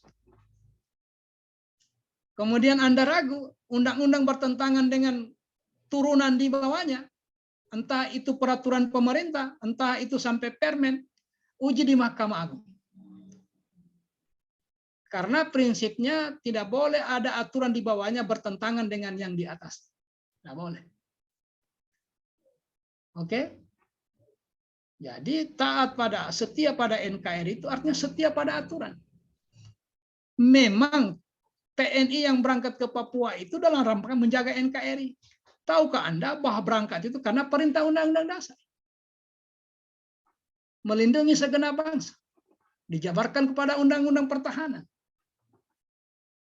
Dieksekusilah Undang-Undang Pertahanan itu oleh TNI. Kita mengeksekusi tergantung di tempat kerja kita. Kalau bapak-bapak di Satpol PP lebih banyak Permendagri. Nah, Permendagri itu juga perintah undang-undang. Sehingga lahir itu. Kemudian dijabarkan ke Perda. Nah, Perda itu tidak boleh bertentangan dengan aturan di atasnya. Nggak boleh. Batal demi hukum kalau ada yang bisa menunjukkan pertentangannya. Jangan besarnya tulisan di belakang kaosnya, NKRI harga mati, lampu merah dia serobot. Kenapa dia tidak tahu yang mana NKRI itu? Dia tidak paham.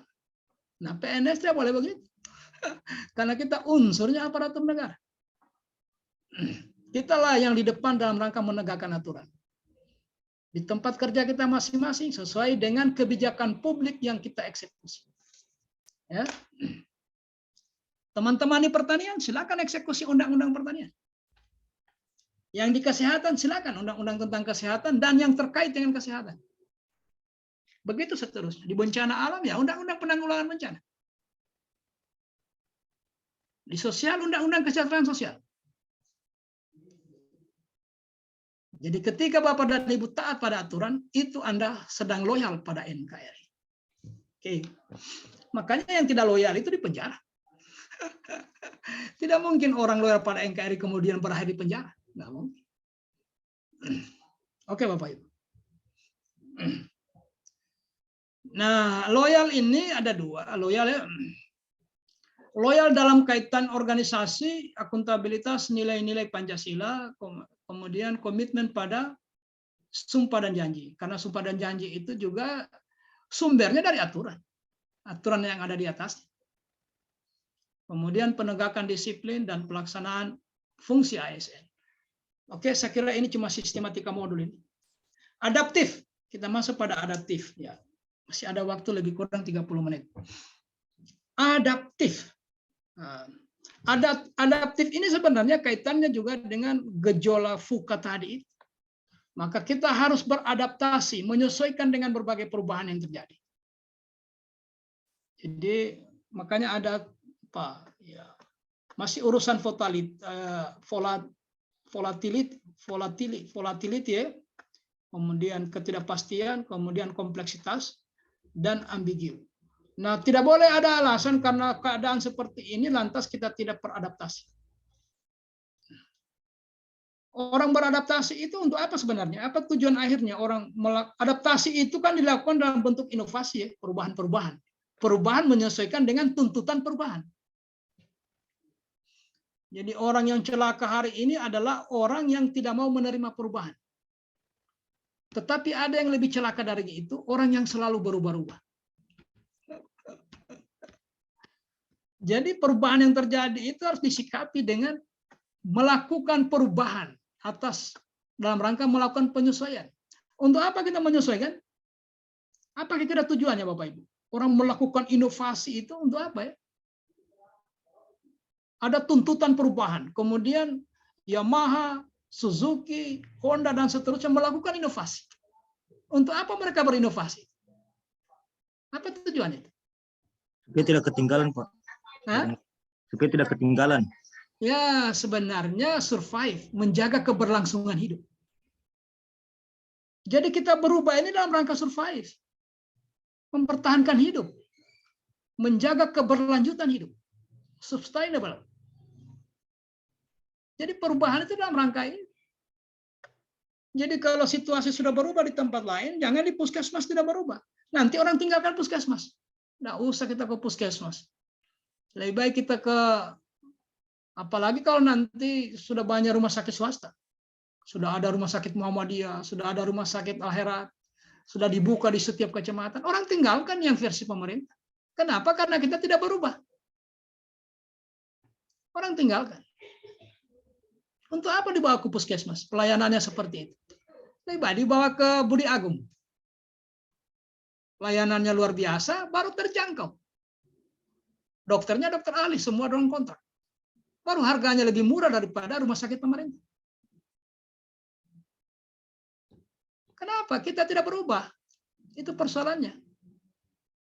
Orang sudah pada apa?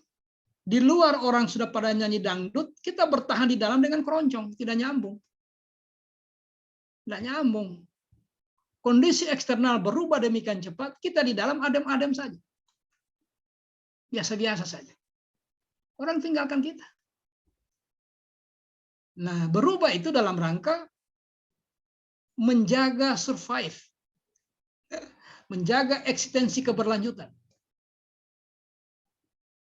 Jadi makanya Bapak dan Ibu diajak berubah dengan memahami keadaan yang ada sekarang.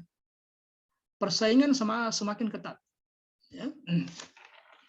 Makanya ini birokrasi Bapak Ibu, ini OPD kantornya kita ini. Ya, andaikan diibaratkan perusahaan, sudah lama bangkrutnya, sudah bangkrut. Kenapa bangkrut? Karena gaji pokok dibayar, tunjangan dibayar, fasilitas diberikan, kontribusi tidak jelas. Kalau perusahaan dia PHK kita. PHK saja, daripada jadi beban perusahaan. Nah, cuma bersyukur kita ini PNS. Nah, namun begitu ke depan ini situasi terus berubah. Tekanan publik semakin terasa. Dia tidak menekan lewat demo-demo, datang ke rumah sakit demo, tidak. Mengalihkan pilihannya. Untuk apa lagi? Masyarakat sudah berdaya. Jadi orang melirik fasilitas-fasilitas publik yang non pemerintah. Nah, bagaimana sudah nasibnya perawat, dokter? Nah, maka tidak ada jalan lain, kita yang harus berubah. Suarakan perubahan itu, meskipun tidak direspon oleh atasan. Karena begini Bapak dan Ibu, jangan Bapak dan Ibu terlalu semangat juga berubah, atasan tidak respon, Anda kecewa, Anda boleh. Karena yang mengambil keputusan itu bukan Anda. Yang memiliki kewenangan lebih luas itu adalah atasan. Makanya di seminar itu diikutkan mentor. Jadi biar isunya, inovasinya bagus, kalau mentor tidak setuju, tidak boleh dipaksa. Kalau Anda kecewa tidak boleh, harusnya Anda menyiapkan tangga supaya besok Anda yang menjadi atasan, Anda yang memiliki kewenangan itu. Bagaimana caranya? Perbaiki kompetensi. Jadi kalau mau merubah sistem, jangan berteriak di luar sistem. Anda cuma teriak-teriak di tempat parkir, tidak ada gunanya. Ngomong di kantin, tidak ada gunanya. Hanya buang energi. Mending kita memperbaiki kompetensi dengan harapan kita yang duduk di situ nanti. Suatu ketika kita yang duduk. Ketika Anda duduk, perbaikilah semua sistem ini. Karena kewenangan sudah diberikan. Oke? Ini pada diam ini. Diam menyimak atau mengantuk? Andaikan ada kopi, saya silakan minum kopi dulu. Jangan ada yang mengantuk. Saya minta maaf, minum sendiri nih. Jadi gitu teman-teman ya. Loyalitas. Buktikan, baca dulu aturannya. Contoh persaingan antar negara. Oh, ini macam-macam persaingan. Di bidang pendidikan, di bidang teknologi, semua sudah diukur ini. Yang paling fatal itu, pernah saya punya data tentang, tidak tahu kalau di materi ini ada. Kalau tidak salah di agenda 1 saya ikutkan itu bahan tayang. Persaingan bukan dalam rangka ini kan persaingan kan diukur ini ekonomi, kemudian teknologi, olahraga, pendidikan, ini kan kita melihat potret negara kita di situ. Coba lihat di modul Smart ASN. Perbedaan itu penerapan IT dalam urusan pemerintahan. Kita urutan keberapa itu? Jauh sekali. Ada di modul di Smart ASN, di pendahuluannya.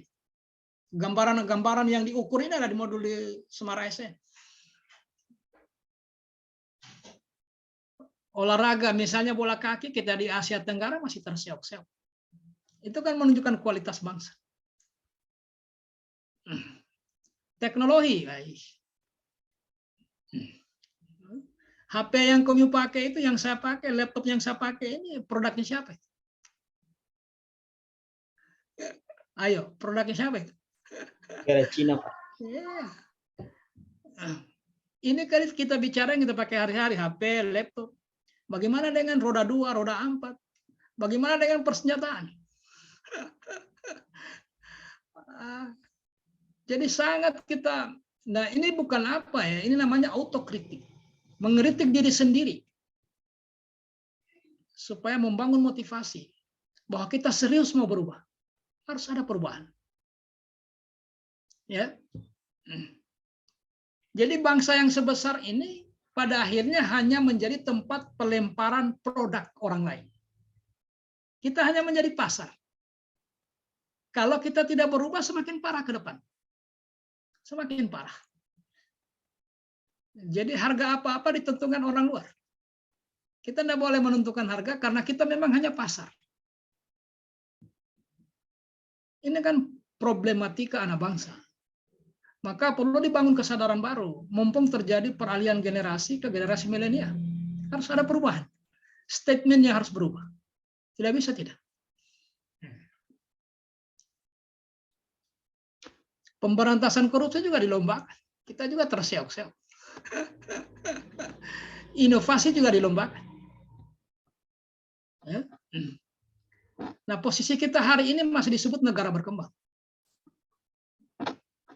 Ya, masih setara Argentina, Brazil, setara India. India itu mulai masuk negara industri. Jadi itulah faktanya.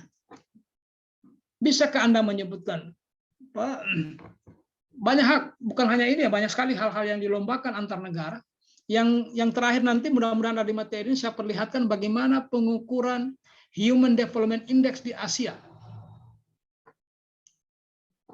Oke, tetapi karena itu tidak terlalu penting, kita selesaikan dulu nilai ini. Adaptif adalah proses menempatkan manusia yang berupaya mencapai tujuan dalam, ya, walaupun keadaannya bergejolak, kita tetap konsen pada tujuan. Ya.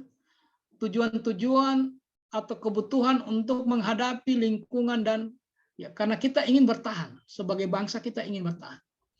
Tidak ingin kita digilas oleh perubahan. Kita harus berkontribusi, kita menjadi pemain inti. Jangan terus dulu di bangku cadangan. Sudah patah bangku cadangan, kita tidak pernah beranjak dari cadangan. Harus kita ikut berkontribusi. Kita bermain di arus utama. Jangan di pinggiran. Apapun keadaannya, kita harus bertekad untuk merebut itu. Tidak bisa tidak. Ini sudah 350 tahun dijajah. Begitu merdeka, ya kembang kempis juga. Nah, makanya ke depan itu kita mewariskan keadaan yang lebih baik. Nah, makanya diperlukan kemampuan beradaptasi. Jangan mengikuti jejaknya dinosaurus. Punah karena tidak bisa beradaptasi. Nah, apa nilainya yang perlu dikembangkan? Kode etiknya cepat menyesuaikan diri menghadapi perubahan. Anda ini yang menjadi pionir. Karena Anda beda Prajab yang dulu. Prajab itu 6 hari. Hari ke-6 sudah ditahu orang lulus atau tidak lulus. Karena hari ke-5 sudah uji kompetensi. Yang ditanya juga itu, materi yang diberikan. Baru multiple choice lagi. Tinggal mau menyesuaikan A, B, C. Kalau Anda ini diproduk tempa dengan cara yang berbeda dengan Prajab. Apa maksudnya itu? Supaya cepat menyesuaikan diri, salah satunya ya. Dia memiliki kemampuan adaptif. Karena di tengah dunia sedang dilanda fukah. Dia memiliki kemampuan adaptif. Dan sekali lagi, tantangannya pasti banyak. Ketika Anda bicara soal ini di lingkungan kerjanya, Anda dianggap sok. Baru ikut pasar saja, sudah macam-macam mau bikin ini, bikin itu. Tapi itulah tantangan. Dan harus dihadapi. Oleh yang saya katakan tadi, Anda harus berjalan, Anda harus berani berjalan sendiri, seorang diri di tempat sunyi sekalipun. Dalam diam kita bekerja. Ya. Biarlah orang lain mentertawakan kita. Karena kita punya komitmen terhadap bangsa dan negara. Tidak mungkin kita begini terus. Dalam berbagai hal yang dilombakan, kita selalu urutan yang paling membuat anak bangsa ini tidak bangga ber-NKRI. Ya. Maka satu, cepat menyesuaikan diri menghadapi perubahan. Tidak boleh mengeluh, kerjaannya hanya mengeluh saja. Itu apa? Mengeluh itu tidak menyelesaikan masalah. Cepat. Lakukan perubahan. Coba kamu cari tahu itu. Kalau K3 di kabupaten lain bagaimana cara penegakannya? Bagaimana kalau di Bandung? Bagaimana kalau supaya ada adaptif. Kan cara-cara lama, 5 tahun lalu juga begini aman, Pak. Iya, saya tahu. 3 tahun lalu juga begini aman. Betul, itu aman. Kan kita hanya mewarisi. Coba baca metode orang lain, kata. Di mana itu yang berhasil menegakkan K3 itu? Apa mereka lakukan?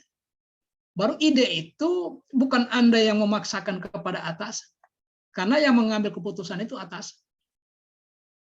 Anda menjadi pemikir di situ, berkontribusi. Ya, saya sudah baca Pak, di Bandung itu salah satu strategi mereka menegakkan K3 itu ternyata menggunakan media ini. Ada juga yang berhasil Pak di Kukar. Ternyata begini modelnya Pak. Tinggal di-combine. Yang penting ada ide-ide baru. Jangan datang hanya mewarisi cara-cara lama. Yang kedua, terus berinovasi dan mengembangkan kreativitas. Nah, apa itu inovasi? Inovasi itu salah satu cirinya dipastikan ada yang baru. Entah itu hasil adopsi oleh, entah itu hasil adopsi yang dikembangkan itu apa? Apa namanya itu kalau kita adopsi tapi kita kembangkan? Replikasi. Atau memang ada hal-hal yang pendek kata inovasi itu ada hal yang baru. Ya. Nah, inovasi itu hanya lahir dari pemikiran kreatif.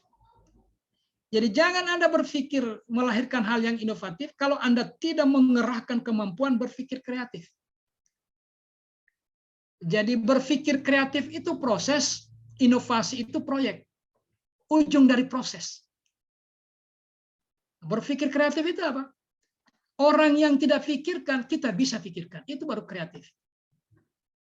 Tidak terlintas di pikiran orang banyak di kantor itu. Tapi kita yang bisa memikirkan itu. Itu namanya Anda sudah berpikir kreatif. Ciri-ciri orang berpikir kreatif itu, kalau mau diukur, benturkan dia dengan satu masalah atau isu, baru coba gali solusi atau alternatif penyelesaian masalah. Orang kreatif itu, satu masalahnya, tetapi ada beberapa alternatif solusi. Solusi 1, solusi 2, solusi 3, itu baru kreatif. Jadi ciri orang kreatif begitu. Orang cuma satu solusinya, dia sampai 5. Kalau tidak bisa ini, Pak, ini yang kedua. Tapi kelemahannya ini, kelebihannya ini. Kalau belum bisa yang kedua, ada alternatif ketiga. Itu baru kreatif. Ciri orang kreatif begitu. Satu masalah, tetapi dia mampu melahirkan beberapa solusi. Yang ketiga, bertindak proaktif. Nah, jangan dia nanti dihayo-hayo baru bergerak. Sudah dihayo-hayo juga belum bergerak. Itu namanya tidak proaktif. Inilah nilai-nilai adaptif. Ya, yang terakhir waktu kita sudah semakin mepet, kolaboratif. Ya. Kolaboratif ini, ya, tidak usah saya jelaskan itu, langsung saja pada nilai dasarnya. Kolaboratif itu yang pertama memberi kesempatan kepada berbagai pihak untuk berkolaborasi. Yakin saja Bapak dan Ibu, tidak ada satupun pekerjaan staf yang tidak membutuhkan staf yang lain. Yakin itu. Maka bukalah ruang kepada orang lain. Tidak ada satupun kepala seksi atau pejabat pengawas yang bekerja tidak melibatkan seksi lain. Tidak ada itu, Bapak. Begitu juga bidang, tidak ada bidang bekerja sendiri. Tidak ada. Bidang teknis penegakan perda. Iya, kertas kamu butuh di mana? Pasti butuh di sekretariat. Jadi uang bensin, ya di sekretariat. Bagaimana perencanaannya? Ya di sekretariat. Bagaimana kenaikan pangkat saya? Ya di sekretariat. Jadi tidak ada bidang yang bisa bekerja sendiri karena egonya, nggak bisa. Maka berkolaborasilah, bangunlah cara-cara berkolaborasi. Pertama, sadari bahwa tidak ada satu orang pun yang bisa bekerja sendiri. Tidak ada satu seksi pun yang bisa bekerja sendiri dan tidak ada satu bidang, bahkan sampai OPD, badan atau dinas. Tidak mungkin ada dinas tanpa bekerja dengan Bapeda. Tidak bisa tidak bekerja sama dengan bidang anggaran. Nggak mungkin. Maka bukalah ruang untuk orang lain. Itu namanya Anda sedang mempraktekkan nilai kolaborasi. Yang kedua, terbuka dalam bekerja sama dengan terbuka. Itu pasien hanya bisa disembuhkan oleh dokter dengan resep yang tepat kalau pasiennya terbuka. Jujur dia mengatakan ini yang sakit. Kalau pasiennya tidak jujur, bagaimana caranya menulis resep? Yang sakit dada dia bilang betis. Nggak bisa. Jadi harus jujur. Yang terakhir, menggerakkan apa ini? Pemanfaatan berbagai sumber daya untuk tujuan bersama. Nah, sumber daya itu apa? Apa sumber daya? Ingat saja 6N. Men, manusia. Sumber daya. Money, uang. Dana, anggaran. Material. Apa itu material? Bahan. Metode atau cara atau sistem yang digunakan selama ini. Yang berikutnya apa? Mesin atau alat. Dan seterusnya, dan seterusnya. Gunakan sumber daya semua itu, kemudian buka diri, ajak orang bekerja sama. Maka kolaboratif itu bahasa-bahasa praktisnya adalah kerjasama, koordinasi, keterpaduan, integrasi, dan seterusnya. Itulah kata-kata atau kalimat-kalimat yang populer ketika kita membangun semangat kolaborasi.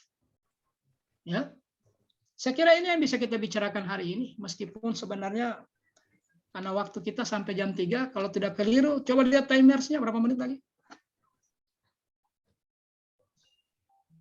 16 menit lagi, Pak. Berapa? 16 menit. Oh, masih lama. Oh, masih lama ya. Masih lama, Pak. Baik. Ya, masih lama. Nah, ini cara-cara berkolaborasi ya. Kolaborasi itu adalah kolaborasi governance. Jadi kalau kolaborasi dalam penyelenggaraan pemerintahan, beda governance dengan apa satu? Government. Government. Beda ya.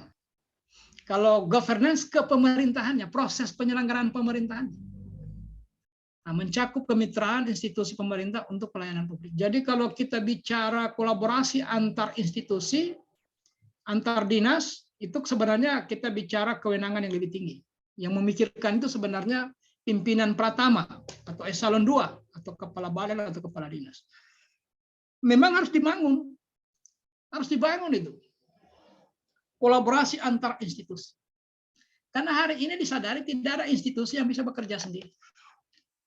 Nah, bayangkan itu Perda, bagaimana cara menegakkan kalau Infocom tidak terlibat di dalam? Karena yang punya corong ini kan Infocom. Dia punya basic IT yang luar biasa. Makanya pada tingkat institusi tidak bisa tidak.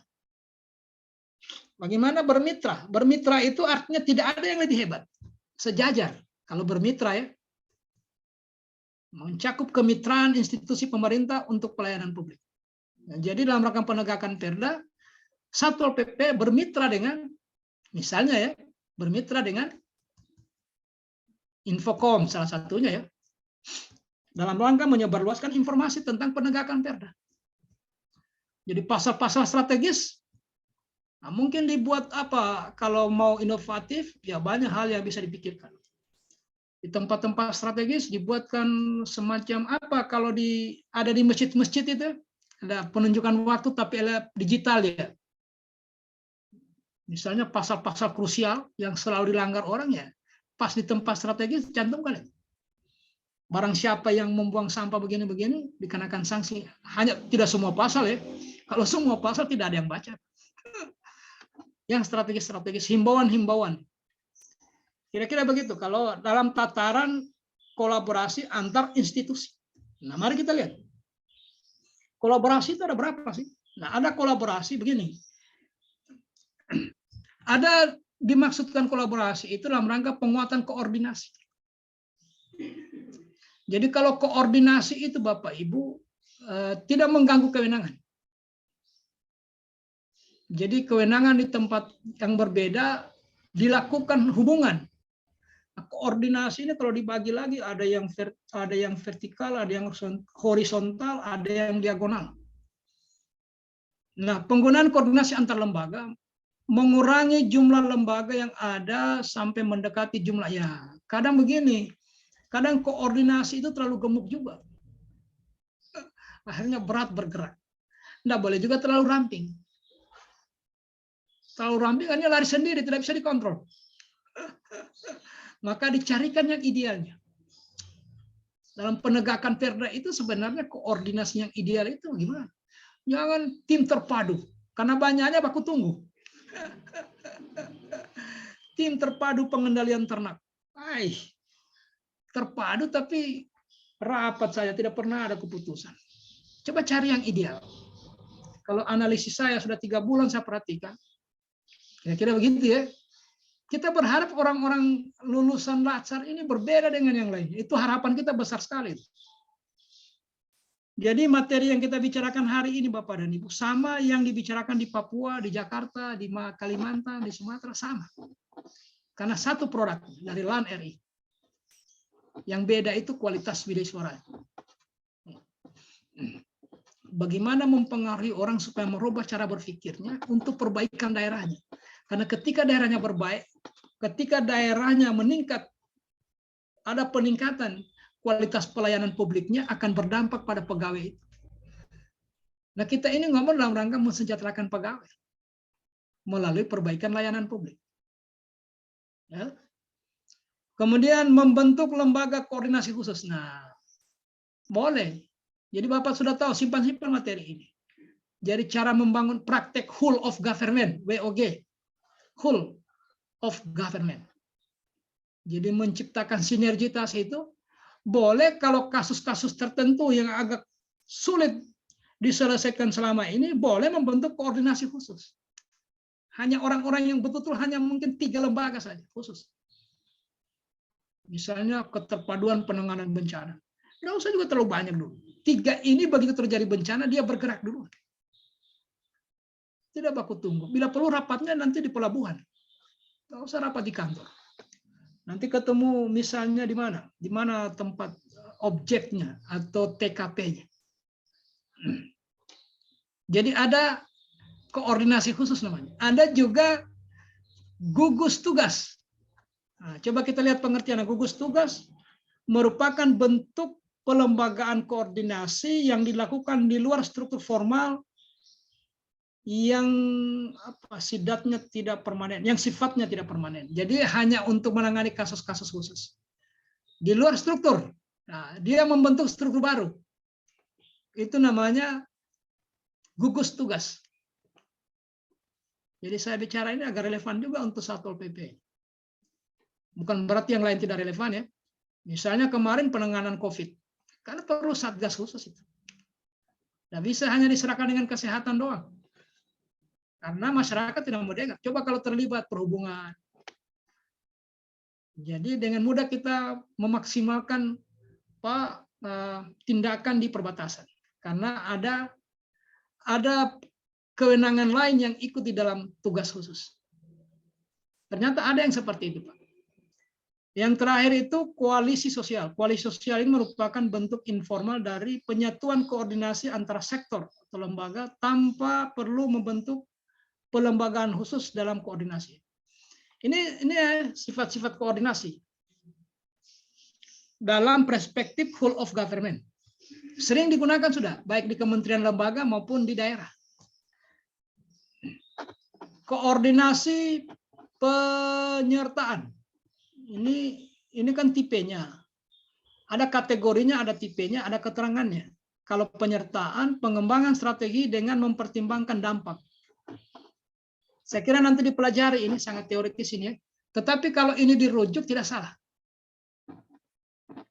Makanya ada yang melebur. Misalnya yang melebur itu ini. Joint planning. Joint planning itu kerjasama di perencanaannya. Joint planning. Siapa yang paling bagus perencanaannya dalam rangka menangani kasus apa? Kita bangun koordinasi yang bersifat joint planning. Jadi ini bukan barang yang belum dipraktekkan, sudah dipraktekkan. Artinya tidak melanggar aturan. Tinggal apakah atasannya mau merespon ini. Tapi pikirannya sudah ada di Bapak dan Ibu. Selaku orang yang pernah menerima materi ini, kolaborasi. supaya adalah warna-warna baru. Jangan mewariskan cara-cara lama. Ada joint planning, ada joint working, kolaborasi sementara. Joint working itu sementara, hanya menangani kasus tertentu. Selesai kasus itu hilangkan, bubarkan. Pak, kalau saya lihat untuk penegakan perda, khususnya ternak liar, kalau bisa kita bentuk joint working, kira-kira begitu ya. Tentu orang mulai bertanya, wah hebat ini Pak Maurizal ini. Dari mana juga dia dapat? Padahal ada di materi kolaborasi. Joint working. Kita pastikan 3 bulan itu Pak. Kalau seandainya tidak efektif ya kita bubarkan. Karena dia tidak ada struktur baru. Nah, tidak dia melekati struktur yang sudah ada, tidak mengganggu struktur yang sudah ada. Nah, yang berikutnya ada joint venture. Joint venture ini perencanaan jangka panjang. SAR yang menjadi urusan utama salah satu. Jadi ada leading sektornya. Ada pekerjaan besar membutuhkan orang lain, kita yang jadi leading sektor. Ada sifatnya satelit. Kalau satelit intensitas terpisah, dimiliki bersama, dibentuk sebagai mekanisme integratif. Nah, coba lihat ini. Intensitas terpisah. Nah, ini seperti satu atap. Satu atap. Pelayanan satu atap dia. Jadi dia satu atap, tetapi orang di dalamnya tidak tunduk pada struktur baru. Semua orang melayani di tempat satu atap itu kewenangannya mereka terpisah. Misalnya kalau satu atap itu pajak tidak bertanggung jawab ke polisi, tidak. Walaupun itu di Samsat. Apa kepanjangannya Samsat? Siapa yang tahu apa kepanjangannya Samsat? Siapa yang tahu? Dari mana Kumio? Dari Samsat. Apa kepanjangannya Samsat? Sistem administrasi manunggal satu atap. Iya. Sistem. Jadi administrasinya yang manunggal satu atap. Kewenangannya terbagi. Jadi yang dari kantor pajak tetap bertanggung jawab pada atasannya di kantor pajak. Yang dari perhubungan tetap bertanggung jawab kepada atasannya di perhubungan. Walaupun mereka ada pada satu atap. Nah, itu yang dimaksud dengan satelit itu. Aliansi strategis, perencanaan jangka panjang kerjasama pada isu besar yang menjadi urusan utama salah satu peserta. Ya, ada dinas tertentu menghadapi isu yang agak berat, tidak bisa dia selesaikan sendiri, maka bisa dia melakukan aliansi strategis. Yang berikutnya union, unifikasi resmi. Ini identitas masing-masing. Merger. Kalau merger ini bergabung dia, bentuk yang baru. Contohnya apa ini? Itu Pak contoh merger ya. Tapi ini kan sudah beberapa tahun yang lalu. Badan BPK, Badan Pengolahan Keuangan dan Aset Daerah, BPKAD. Kan dulu itu terpisah-pisah itu. BPKAD itu dulu ada di Sekda, ada di apa? Nah sekarang dia di satu atap kan, yaitu merger. Jadi muncul struktur baru. Ini kewenangannya besar, ini ada di DPR. Jadi bukan yang dipikirkan oleh teman-teman Latsar ini. Oke, saya kira itu baik. Nah, sudah tidak ada masalah kalau saya kira materinya ini kalau mau diulang ke belakang juga tidak kurang bagus. Sekarang lebih baik kita kembangkan tanya jawab. Kalau ada pertanyaan silakan. Sambil menunggu selesainya waktu. Tugas nanti sebentar malam saya upload.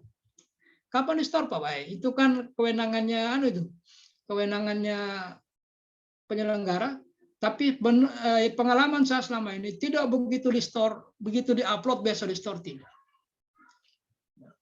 Lagi tugasnya ini saya lihat masih banyak ini, karena dia kemarin itu kan baru 1 berorientasi pelayanan. Ini sudah 6. Nah, kalau itu ditugaskan semua, tugasnya itu hanya mencermati nilai, kemudian membayangkan implementasinya di tempat tugas. Begitu saja. Nah, ada yang kelompok, ada yang individu. Saya kira itu. Nanti sebentar malam dicek di mungkin kalau sempat ya. Ini saya usahakan karena kewajiban saya itu. Ada pertanyaan? Pak, saya Ya. Pak. Silakan. Mohon maaf Pak, untuk batas tugasnya di Kolabjar kita hanya sampai jam 12 malam Pak. Tetapi coba cek besoknya lagi. Coba cek kata besok lagi. Saya pengalaman itu, bahkan ada tugas itu saya lupa, sudah 2 minggu berlalu baru saya lihat, saya belum kirim tugas. Nah, itu batas teorinya itu. Tetapi ya sebaiknya Anda berpikir seperti itu. Belum pernah terjadi. Meskipun di situ ada batasnya jam 12, tetap masih dibuka ya. Nah, kami juga Wideswara itu menilai, nanti diingatkan, Pak, itu sudah mau penutupan ini Pak, itu belum dinilai, belum masuk nilainya, baru kita bikin nilai. Ada juga kalau ada waktu, kita nilai memang. Nah, ini tugas bantar ini lumayan banyak. Yang pasti lebih banyak dari sesi pertama. Ada pertanyaan lain, silakan. Tidak ada? Saya stop share. Berapa menit lagi? 10. 1 menit lagi Pak. 1 menit, Oh, 1 Pak. menit. Setengah. Masih ada pertanyaan satu lagi? Kalau sudah tidak ada, ya inilah akhir dari pertemuan kita. Apapun yang saya jelaskan ini, kalau bertentangan dengan penjelasannya coachnya Bapak dan Ibu, yang diikuti adalah coachnya Bapak dan Ibu. Karena itu yang membimbing Bapak dan Ibu ya. Karena nilai-nilai dasar itu multi tafsir dia. Tafsir saya lain, tafsirnya orang lain juga bisa berbeda. Ya. Itu yang pertama. Yang kedua, terima kasih teman-teman sudah serius mengikuti materi ini, meskipun tidak terkontrol semua ya. Yang bisa dikontrol kan cuma 3 orang. Pak Ibu Purnama, siapa lagi ini? Khairizal, apalagi satu tadi. Yang selebihnya tidak terkontrol. Tapi kan kalau sudah balap-balap mata kelihatannya memang stay di tempat. Jadi terima kasih ya teman-teman sudah serius mengikuti materi ini, mudah-mudahan ada manfaatnya. Kemudian kalau ada kalimat yang kurang terkontrol ya, mungkin ada yang tersenggol. Jadi saya mohon maaf. Saya kira kita akhiri ini dengan ucapan billahi taufiq wal hidayah. Assalamualaikum warahmatullahi wabarakatuh dan selamat siang menjelang sore. Waalaikumsalam warahmatullahi wabarakatuh. Waalaikumsalam warahmatullahi wabarakatuh. Om Santi Santi Santi Om. Saya kembali ke Pak siapa tadi? Pak Akbar atau siapa? Nah, live break to room.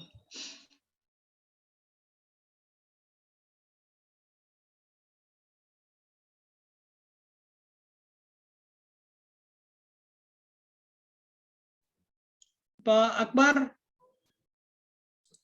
Iya Pak. kalau Ibu Yul belum ada,